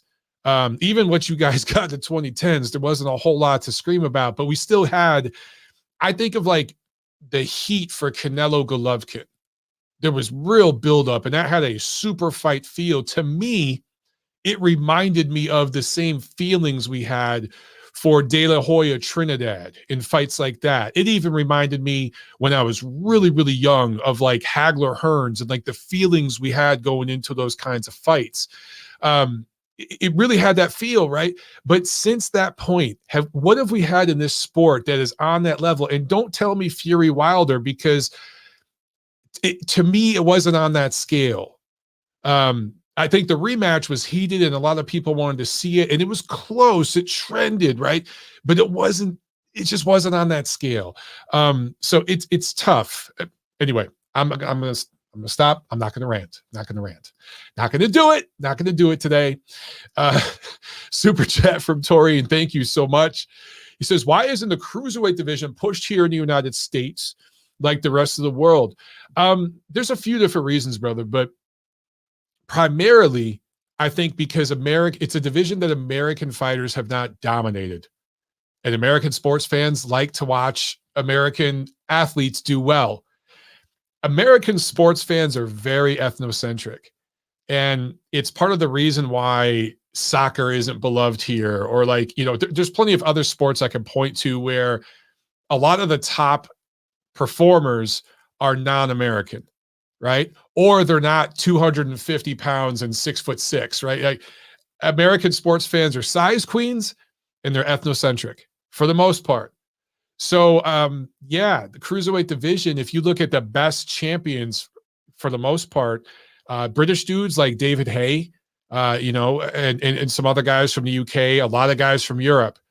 And the best, you could argue, maybe Evander Holyfield. That's when the division was just created. I would argue personally, I'd rank Usyk over Holyfield at cruiserweight for several reasons, which I've mentioned on the show before. But either way, that's your 1 and 2. Holyfield's the one American guy that stands out. Everybody else, man, Jan-Marc Mormac is from France. O'Neal Bell is from Jamaica. Those were some top guys. Enzo Maccarinelli, UK guy. So that's where all the fighters are from in the division. And I think that's why it's just never really caught on with the American networks. Okay, let's I got a bunch of chat here. All right, you guys must have been feeling that last phone call. All right, let's jump back to the phones. I'm going to take a few more calls, guys, and then we'll wrap this up. But Gail has an interesting comment. I got to hit this. Gail says Errol Spence is a genius, and she says that in caps. And she said he gets to test himself in a new weight division against Thurman without risking his titles. Then he can stick it to Bud for calling him out by making him come to 154. Yeah, that's definitely been in my mind too, Gail. And I have to give myself a little pat in the back here. Several years ago, I know I've mentioned it on Twitter. I've mentioned it on this show. I can't remember exactly when, but it's definitely going back at least a couple years. I said, if and when Errol Spence and the PBC finally agreed to fight Terrence Crawford, they're probably going to do it at 154. They're not only going to wait his ass out, they're going to drag his ass up and fight him at 154. And that may have been a prophetic statement that I made. I need to go back and search for that tweet because I swear I said that several years ago, and it could end up playing out just like that. All right, back to the phones. Let's go to 631. You're on the show. What's up? Hey, Mike, it's just Keith. Keith, I thought that was you. How you doing, brother? Good, man. Good. Glad to see everything's good. Glad to be back on the show. Just want to wish you and your family the best. As far as health and everything as well too. Thank you. And your mom and your mother, your family's in my prayers as well. Thank you very much. Just a couple things. I know you got other calls. Going back to the fight, the main event this weekend, Top Rank. I was actually disappointed. I didn't really know who Stephen Shaw was, to be honest with you, but I rewatched a few of his fights and highlights. And he's actually pretty talented. He can really put together as far as, he looked like he had all the physical intangibles as far as power, speed, good boxing IQ. And I thought he could edge it against Ajagba, but I guess he just didn't show up in the moment, or maybe he was afraid of his power, or there was something wrong. But Ajagba actually looked a little bit better. He looked a tiny bit more fluid, but it looked like Ajagba was just focusing on. He's kind of probably cautious of what was going to come back. So he's just trying to work his jab. That's it. And he just was just trying to get rounds in. Where Shaw could have easily countered him. I felt like I guess he was just afraid of his power. It was just honestly, like everyone said, my friends have said too, it was just a shitty fight. It was just a disappointment.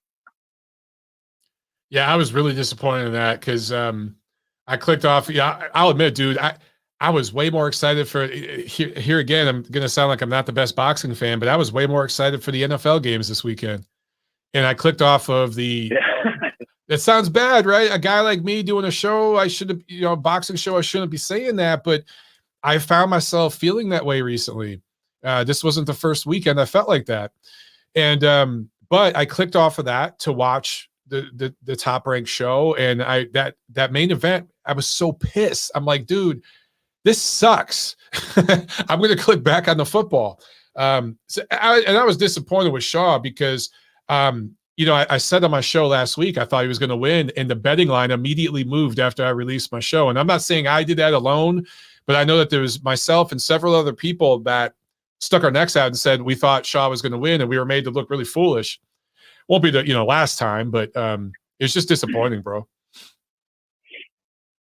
Yeah, and it seems that happens in boxing, whereas on paper one guy should dominate, one guy should do this, and it doesn't always happen. It's like sometimes it's almost like a coin toss. No pun intended, to the NFL, but it's like a coin toss to make sense too.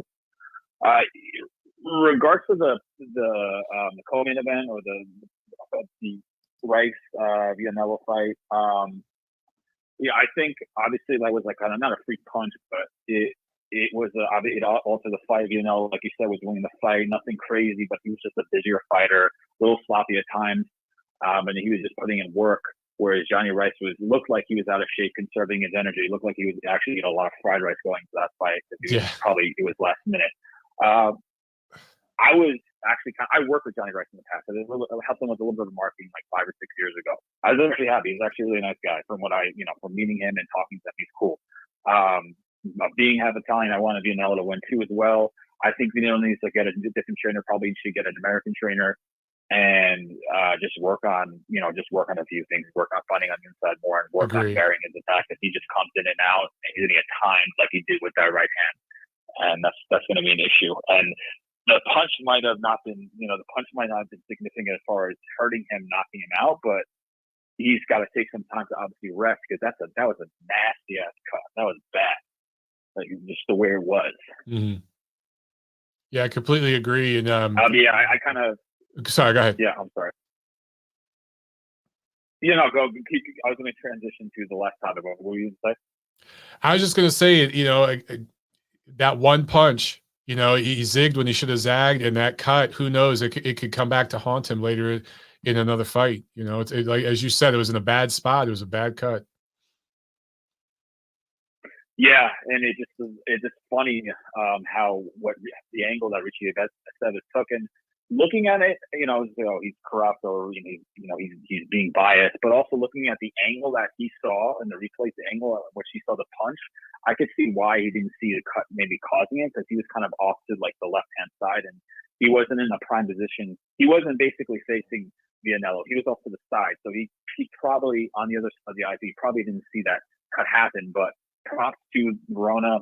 It was actually, I think, New York State, but it was also on an Indian reservation too, so they have their own athletic commission rules as well too. So, it's like one glimmer of hope that actually something good turned out, and the correct guy got the nod essentially. And then just to kind of transition, boxing is a shit show. We keep talking about one specific promoter, and there's just people in the media who kind of deny it or kind of are in bed with them for whatever reason, but I think eventually there might be like a great reset, or boxing's going to get to the point where it's so niche, and people in the United States at least, and people aren't going to understand why, and the dust will settle and we'll understand why. I don't know what your thoughts on that are exactly. Yeah, I don't know. I think you see some reports where I saw something on Twitter, I think over the weekend, that they interviewed some digital platform study was done where they interviewed, I think, people under 25 in America about what their favorite sport is, and boxing ranked in the top 5. So it's trending among young people. But here's the but. A lot of what they're watching is this influencer shit, the YouTuber boxing, the Jake Paul boxing, and it's trending. It's popular, but most of these guys have no idea who Gervonta Davis is or who Alexander Usyk is. Like, they don't know the real boxers. You know what I'm saying?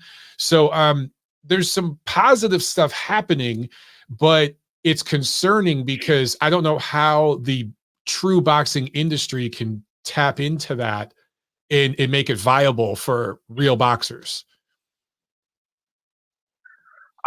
Off the top of my head, I would say the promoter's going to have influencers fighting, put the influencers on the undercard, or co-main event, and make the actual fighters the main event for one, and obviously produce better cards.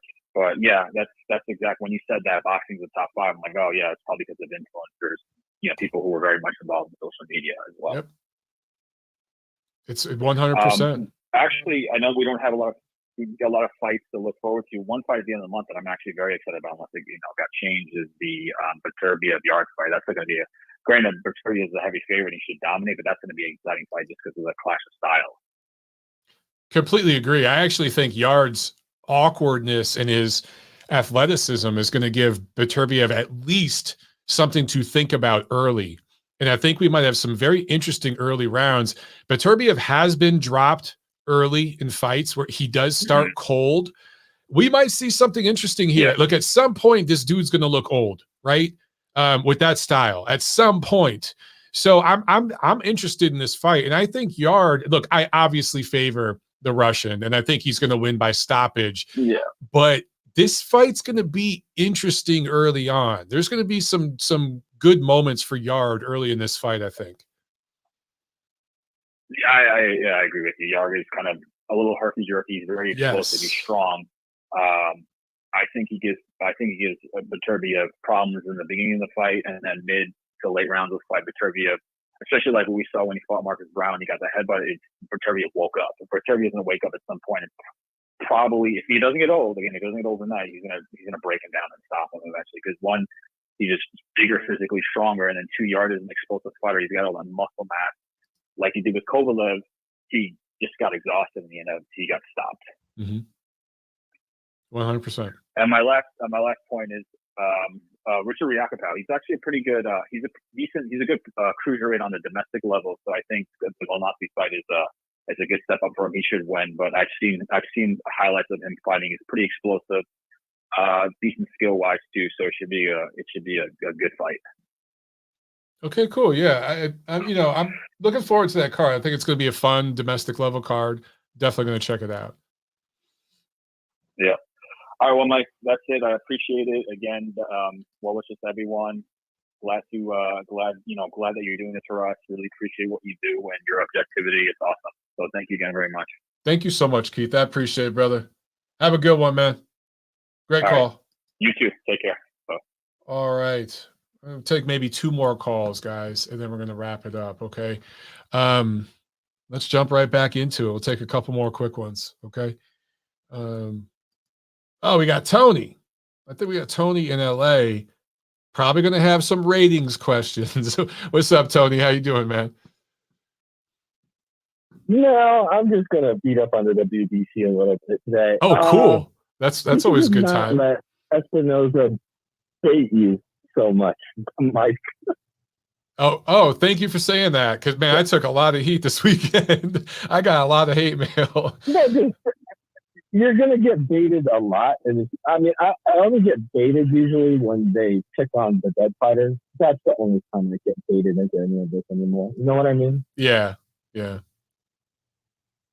But for the WEDC, if I heard this correctly, he said that he's not going to determine whether it's a mandatory, it's a title defense, or anything until after they fight. I've never seen that. Who? They could do a lot of things with the weights and the belt and all that, but they're not going to tell us what kind of fight this is until after they're done fighting. I don't get that. Who said this? Suleiman said it about who? He was on the Thurman Spence fight. Really? Jesus. Yeah. The mental gymnastics that are being performed right now, because if you look at what they did at 147 with Keith Thurman, and now they're fighting at 154, so they're going to have to justify a rating there somehow. The mental gymnastics being performed. Well, no. I'll say it like this. It got bad during, I don't want to beat up on him, but Sugar Ray Leonard and the light heavyweight and the super middleweight thing. They're going to use that excuse. You know what I mean? Yeah, I can see that. With the Lalonde fight and all that. Yeah. Okay. It has to be a mandatory. I don't know if this is a mandatory right now, because if it's a mandatory, there has to be a title defense. If there's no title defense, it's not a mandatory, right?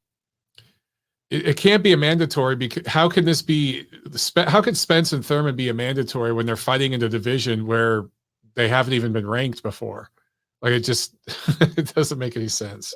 Sugar Ray Leonard, light heavyweight position. Okay. Super middleweight position. Jeez. I don't like it. I've seen it. It's been done. You know what I mean? Yeah. It has to be a mandatory for the belt, and Thurman gets a shot at the belt. Because a mandatory means Thurman gets it. Because the game that Spence is playing is he doesn't want Thurman to get a shot at the belt. That's the game that he's. Okay. But he'll fight him. So, he'll fight him and help him get paid millions of dollars. But he'll get fight him, but he's not going to give him a shot at the belt. And if he's not going to give him a shot at the belt, it's not a mandatory. Right? Yeah, unless there's some loophole I missed in boxing.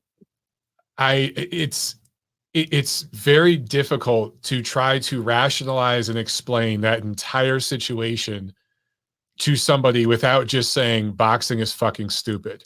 I don't know how else to. No. Dude, that situation with the whole thing with Errol Spence and Terrence Crawford, they should be fighting in April. Gale's right, and they're probably going to end up fighting at 154 if and when they do. The welterweight division's been put on hold. Okay.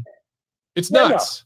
No. What they've done is they're kind of stupid. I'll be honest with you. If Crawford wants to go and fight Wu in Australia, he'll get a good payday in Australia.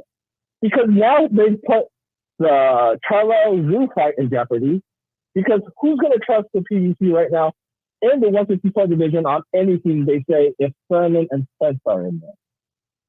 Yeah, I don't understand why Zoo even thought he could be a player in their game. I don't know what they were thinking. He'll make a great payday with Crawford in Australia because I don't think they're going to even honor his title shot right now, to be honest.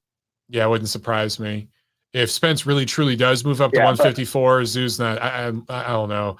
But yeah, with Zoo, I'm like he could fight. He could fight me or you in Australia and make a lot of money. You know.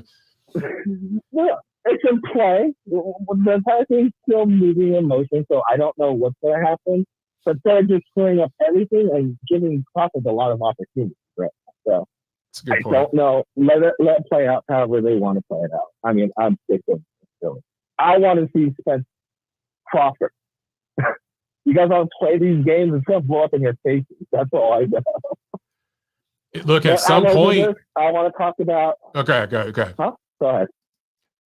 No, I'm talking about something else, but go ahead. I want to hear you. I was just going to say Crawford and Spence can keep dangling this carrot in front of fans and avoiding the fight. Eventually, one of them will lose, and they're going to fuck it up.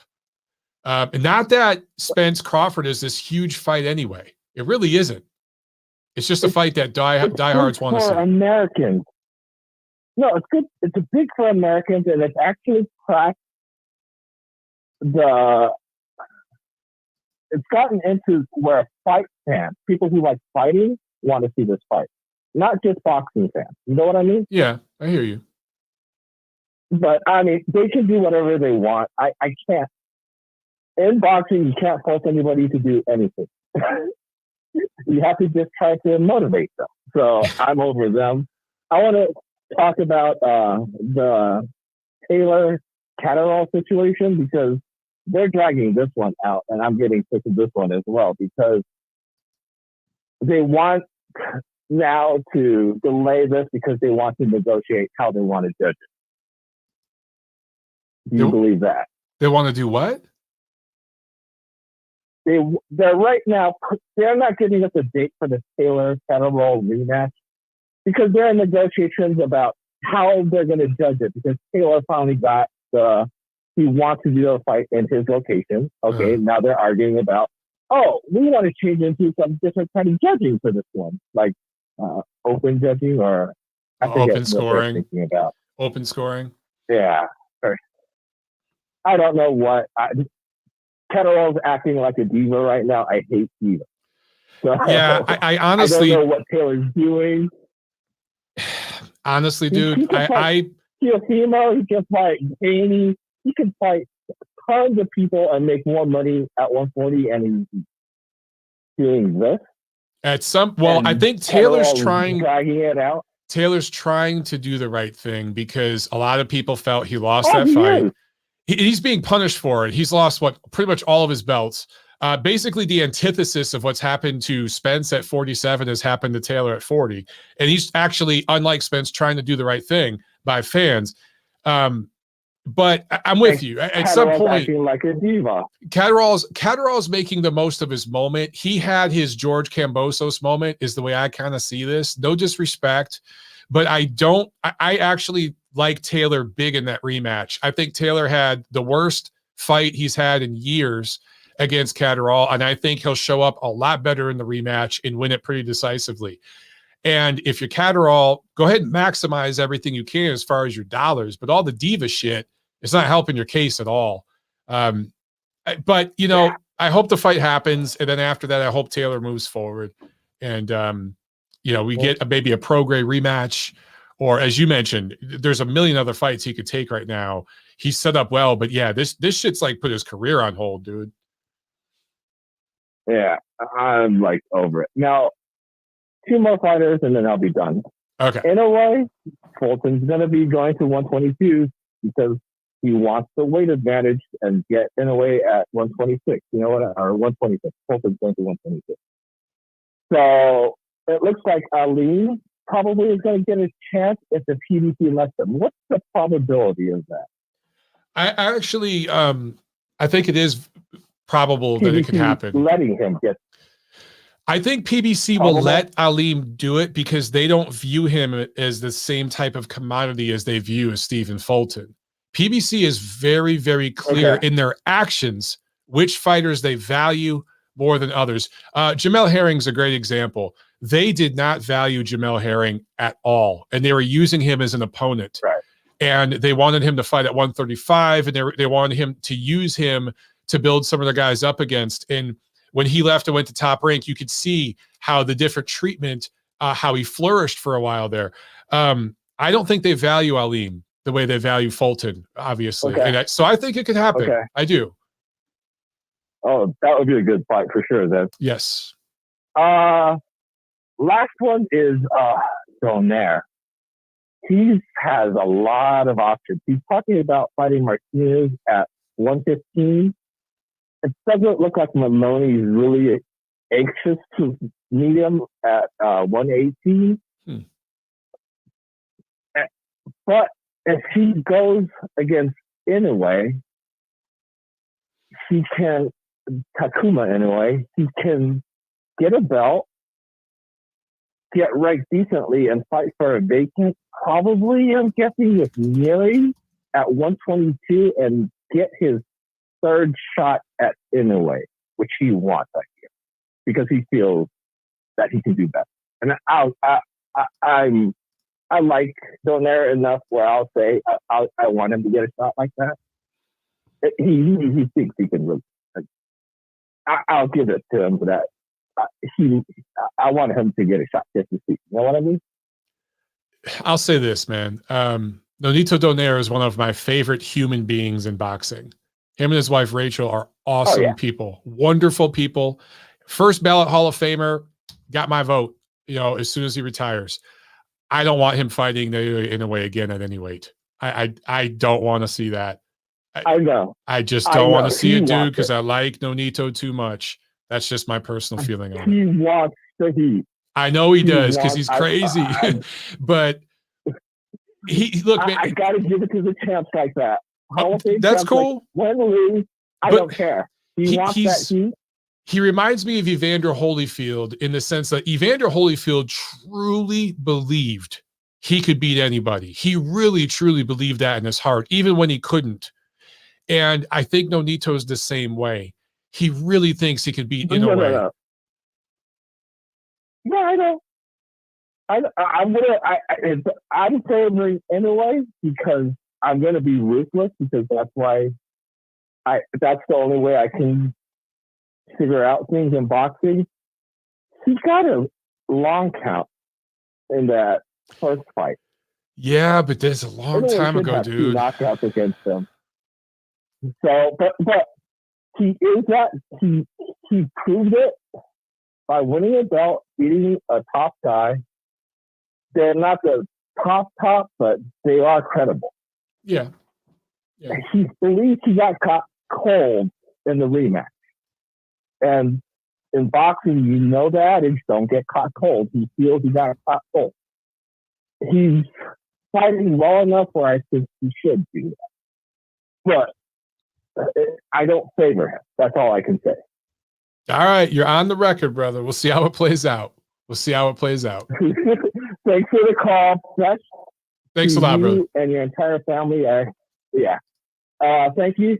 Later on. All right. Ciao, Tony. Yeah. I just, I think Nonito will get caught cold again if they fight again. He's just at that point in his career. And I just don't want to see that happen to him. Komikazai, with an interesting question here. I want to get to before we take our last call. Omar, I got you on deck, so hang on. I'll get you. All right. So just hang on a minute here. He says, "Hey, Mike, great show as always. Quick question. Has boxing ever been in this kind of cluttered, chaotic state with these fighters, sanctioning bodies, promoters, YouTube boxing, etc.? Quick answer is no. Long answer is why.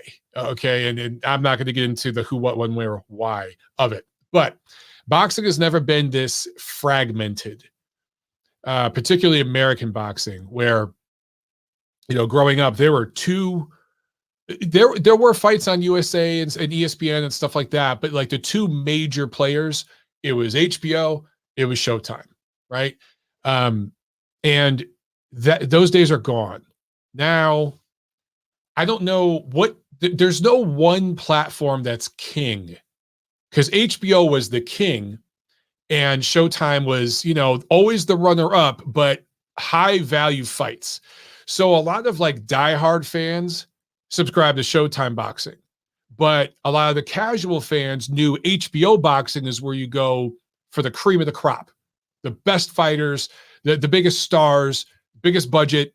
HBO is the king. Right now, you don't have that. There's no, like, I can say I feel over the last couple of years, DAZN has probably offered the best overall value for their subscribers, but I wouldn't call them the king of boxing. I wouldn't call Showtime Fox or ESPN the king. I don't know who. There's no one entity where you're like, okay, this is the premium, top of the line boxing platform, right? There's no order. It's just all over the place. It's like taking spaghetti and throwing it at the wall and seeing what sticks. So that's part of the problem. I think that in sports, you kind of need that order, right? So in MMA, obviously, you know, it's UFC. They're the top dog. There are other promotions, and there are tons of diehard MMA fans that are like, UFC sold out. I'm subscribing to this other platform over here. I don't know all the names, but you know, that world exists. For football, American football, I should say, it's the NFL, right? And so on. In boxing right now, there's no leader. There's no like cream of the crop platform where you're like, okay, this is where the best fighters are, the biggest stars, the biggest fights happen on this platform. And then everyone else is trying to catch up to them. That's what HBO boxing gave us. It's gone now. So will one of these platforms rise up and be the new king? Could it be DAZN, because they're going to be global and they'll have a global footprint and they'll have access to more fighters, more promotions? I don't know. I really don't know. But right now, when you don't have that leader, think about it, to use a real quick boxing reference, and then I'll move on, because it's an interesting question. I could do an hour-long video on this question. But think about it like a division where there's no champion, right? It's just a bunch of title holders and contenders. It's chaos. But when you have that true champion, whether they have all the belts or the majority of the belts, whatever, when you know there's that one dude who's the best, it creates order. And you know there's structure there. That we have no structure right now in boxing. It's just chaos. All right, last call. We're going to talk to Omar real quick, and then we're going to wrap it up, guys. Great freaking show. Great calls today. Omar, what's up, brother? How you doing, man? Couldn't agree more. Couldn't agree more. This is my take on this. I'm going to come on and say it. As long as Al Heyman, who I believe at this point is just like a mythological creature, because I have a better chance of meeting Jesus tomorrow than seeing this guy than anything. As long as this guy is in boxing, boxing will never progress the way that it has to progress. Mm. And people wonder why guys like Mayweather, guys in the PBC get the criticism. You know why they get the criticism? Because it's valid. Mm. Perfect example. The last time I called, I made it known, and I still stand on this. I think Tank Davis is going to be undefeated for probably to the end of his career. So there's a new star that's up and coming, that's just younger, that got fresher legs, that hasn't had that much damage to his body, and he's probably going to take over his throne. Now, there's people saying, oh, but who has Tank Davis fought? Really? Really? Because if you want to play that game, let's play this game. Okay. I can make that argument for damn near every boxer that's in the sport today. Yes. I'm one of the biggest Tyson Fury fans that you will ever meet in your life. You don't understand how much I wish that there was more of this guy in the sport of boxing, because it generates like things like what Ali used to generate back in the day. I'm not trying to compare him to Muhammad Ali by no stretch of the imagination, but you need fighters like that are going to promote the fights, that are going to get people excited. The problem is this: these fights don't happen for whatever reason. Now, at what point in time are we going to come out and say, okay, these fights don't happen because of this person or that person? Now, what I'm trying to say is, who has Tyson Fury fought other than Klitschko and Wilder, that you could say, okay, and this is the heavyweight champion of the world that we're talking about right now. Right. Look at all these fighters. Look at so many of these guys that are in the sport right now that have been in the sport for so many years. There's no reason why we shouldn't have seen Spence and Crawford by now. We should have saw Mayweather Pacquiao in 2000 whatever before we got to see it. And look at the damage that one fight did to the sport. We haven't recovered yet, bro. We have not recovered from that fight yet. Definitely. And at what point will we? We won't. Because look, everybody's charging $100 pay-per-views now, basically. That was the last great bait and switch pulled on sports fans. It did irreparable damage to the sport of boxing. Oh my God, and but see, this is my thing, and and there'll be so many people agreeing with me right now, and we'll all get the Twitter fingers, and we'll all cry outrage or whatever. But when are these people going to get held accountable for this shit? Like, when is there going to be some structure? Don't talk to, listen, I'm great. I miss HBO boxing. Like, you don't even understand. Because it was actually like a part of my childhood. Yep. And it was always Showtime. It was always, you always had those two outlets to go to. And then there was the pay-per-view fight. And you're right. HBO had basically more of the great fighters. Floyd Mayweather started over there. But this is I don't want to say genuinely hate him. But like, we peep the bullshit, bro. Like, don't think we haven't seen the bullshit throughout all of these years. Like, these guys now, what they do is, it could be a great fighter or a good, decent fighter, whatever, and you'll put them up against guys who basically have no business in the ring with them at that certain time in their careers. So one thing like I noticed about fans that aren't like really like diehard boxing fans, they don't realize that the when in this sport is just as important as the who. Mm-hmm. Like, you don't tell me you beat a whole bunch of guys when they're over the hill already, or when there's catchweight fights, or when there's so many discretions in the negotiations or whatever that it could affect one thing or the other. You know what I'm saying? Like, all those years that it took Mayweather Pacquiao to come and Mr. You just got really muffled, Omar. I don't know what happened. You hear me now? Yeah. Okay, I can hear you now. Okay. Well, what I'm trying to say is, like, when Mr. Even Plainfield got caught on his couch injecting whatever to mask whatever the hell he was taking, which I love, by the way, that he spent all those years accusing, Pacquiao's guys of juicing him. But then when the Pacquiao fight came, he hired the same guys. And a fighter. He also paid over $100,000 for USADA and refused to do VADA, which is better testing. That would have only cost him about $10,000-$20,000. I found that pretty interesting. Oh yeah, I mean, they don't sell Pacquiao TVs. Couldn't get a bottle. Oh yeah. Meanwhile, Pacquiao couldn't get a bottle of water or an Advil because of his shoulder. Now, I'm not saying that he was like, listen, you had all this time to prepare for this fight. I don't know what Freddie Wills was thinking over training Pacquiao. I think something like tells me that Manny did that on his own. But it's the simple fact that there's no excuse for this shit.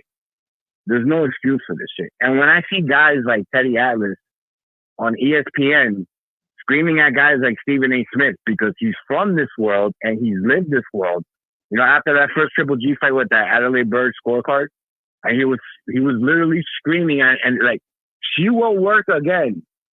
She will work again. What do you mean you're not ready to criticize boxing like that? No, you should be. And the reason why us, the fans, to be honest with you, in my opinion, we perpetuate this shit. Yeah.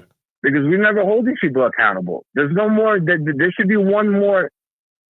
You shouldn't be the only guy who has the balls to step up to Bob Benning and De La Hoya and say, what are you guys going to do about this? Which I would love, by the way, to see what the hell this lady articulated to Bob Benning that she got deemed another fight where she gave another crazy scorecard. Go figure that much. But it's just what the casual fan doesn't realize is that this is just another day in the sport of boxing. And this is why I'm so jealous of UFC fans and MMA fans. Because of all the shit and all the criticism that guys like Dana White get, you know, fighter pay or whatever, like, you got to realize, first of all, there's two different animals. Look at the amount of main events, not just fights, but main events that UFC puts out in 1 year compared to boxing. There's no comparison, bro. There really isn't. Yes, there's a lot of boxing fights throughout the years, but are they main event fights? Are they just Spence versus Crawford? No. And I wish to God that we had a Dana White in boxing running this shit. Because let somebody tell him, oh, no, I don't want to fight this guy right now. What do you mean you want to fight this guy right now? No, I don't want to fight this guy right now. I want to fight this guy. Okay, no, guess what? You're not going to fight at all. Right. And then I'm going to strip you of your title. And then you want to come back, you're going to have to start from square one again. See, that doesn't exist in the sport because, unfortunately, this sport has never been a sport, bro, in my opinion. It's been a business. It's been solely just a business. And I'm sorry, I've heard rumors throughout the whole, like, my entire life, yo, bro, you know the mob runs boxing, right? And I'm like, nah, that's bullshit. Like, you can't. Come on, bro. And I'm like, the only mob that should be running boxing is Montero on boxing. You just get that shit straight. But I appreciate bro, like, that, Obi. I appreciate that. Nah, man, always, bro, always. But I'm just like, man, it's when, you know, guys like me, like, we give up on this sport a lot of times because it's just like, what's the point of this shit? What is the point if the Spencers and the Crawfords never fight each other? Well, and then you know, it gets hard. For me, not to make this about me, but just to personalize a little bit, I try to tell the truth, and I always try to have the fans' heart in my mind when I speak, right? And I get attacked, dude. Like there's entities in the American boxing industry that send people out to get me, and they personally attack me and go, and now they've got like activist type dudes on social media and stuff going after me all the time. And I'm like, damn, dude, I'm trying to like tell you the way fans feel. Cause I'm a diehard boxing nerd. That at the end of the day, that's what I am. And I've been able to kind of work my way into the media a little bit, but I'm just a fucking fan that is trying to explain to people how we feel. And I get attacked for it. I'm like, what the fuck? I'm trying to stick up for you guys and you're beating me up. Like that's the crazy part. And I'm not the only one, but that's just it's weird that like fans protect these promoters, dude. Fans protect these networks and stuff. And it's like, what? When did that start to happen? Like, that's just so weird to me, man. I think it started to happen when a lot of these fans that you're describing, from what I've seen on my side, I mean, I could be completely wrong from your perspective, but they're not guys that have watched the sport their whole lives. Like guys like me and you and everybody listening right now, in my opinion, they're just not. Okay. And the thing is like, when I see, bro, let me tell you something. When I could tell you where I was, what I was doing, when I saw you do what you did in that press conference, when you stood up, I was like literally on my ex-girlfriend's couch smoking a blunt after like 3 o'clock in the morning. And I jumped off of the couch and woke her up because I screamed, fucking finally, bro. Oh, finally. Wow. That's awesome. I said, finally. And I'm just like, and ever since then, that's what really got me like hooked in your channel, because I felt like there was never a voice out there that said the obvious that everybody's too scared to say on ESPN. You might hear it every now and then from a Stephen A. Smith, and when he does his segments, and he's like, you know, these damn boxing promoters, man. These damn boxing. Yeah, but bro, like, why don't you call them out? Right. Like, not even just call him out. Like, at what point in time is somebody going to take Teddy Atlas's advice? And because I remember when he said that, he reached out to like John McCain, and it's like people like laughed at that, and it was like, no, why? Because this shit should be investigated. Yeah. Because you're honestly, if there is a sport in this world where it shouldn't be where the contestants are picking and choosing who and when to compete against, it should be sports against like boxing, contact sports like MMA and all that. Because let me tell you something, like we witnessed what happened to that guy DeMar Hamlin on the football field. And let me tell you something, I know I grew up with football players. The training camp for football is brutal. It really is. Like, they don't get enough credit with that. And but let me tell you something, that compares nothing to what a fighter goes through in his training camp. Because at the end of the day, you're in that ring by yourself. Yep. You don't have a helmet. Okay. Your trainer's not going to, you can't tag in your trainer. Oh, come here. No. You're fighting the whole 12 rounds. All right. And you're playing with people's lives like that, bro. And this is why, I'm going to be honest with you, I can't stand Mayweather. I never could. And I probably never will. Because he's going to make $100 million next month by going to Saudi Arabia and fighting a tricycle. And Kenny Bayless will be refereeing it. And it just goes to show. This just goes to show how so many different things that dictate the future of what the direction of where the sport is going. Because let me tell you something. You know as much as I know, Mike. Tyson Fury should be calling Jack Reese every day as long as he's still fighting and thanking him. Because if that was Kenny Bayless in that first Fury and Wilder fight, you know as much as I know, he would have been waving his hands over Fury's face and not even count the one. And look how different shit would have been in the heavyweight division. Look how different it would have been. Because you know why Kenny Bayless is there every Mayweather fight. He's there to cater to him. And a lot of these refs get put in there. Now, I'm seeing a little bit less of it nowadays, and that's a good thing. But there's no reason why boxing shouldn't have been the number one sport in this country for more than a decade. It shouldn't just be football. It shouldn't just be basketball and baseball. No, Americans love contact sports. And this has been around since I can even remember.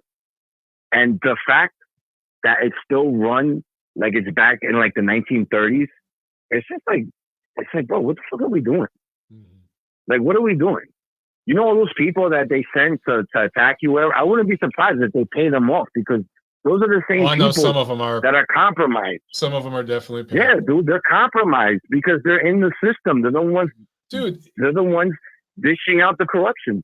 Yeah, I could rant on it for hours. The things I've learned. I've had some legal people reach out to me in the boxing industry and do some investigating for me, and because I've armed myself with information, because I'm like, dude, if it gets to the point where these people dox me and start going after me, where people might come to my home and shit, I'm gonna definitely protect myself. But I ain't gonna get into all that right now. But I need to wrap it up, brother. We're going on 2 hours. Great call though, man. I mean, I don't disagree with anything you said, honestly.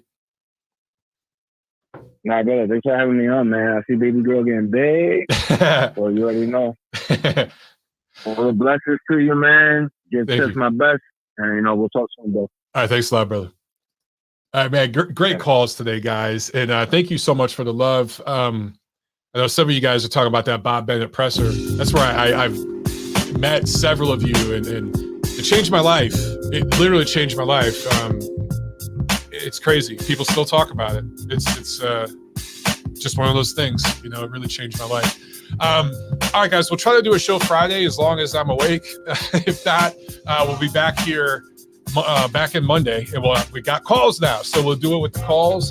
Great stuff today. Have a wonderful week, everybody. Ciao, and I'll see you at the fights. Peace.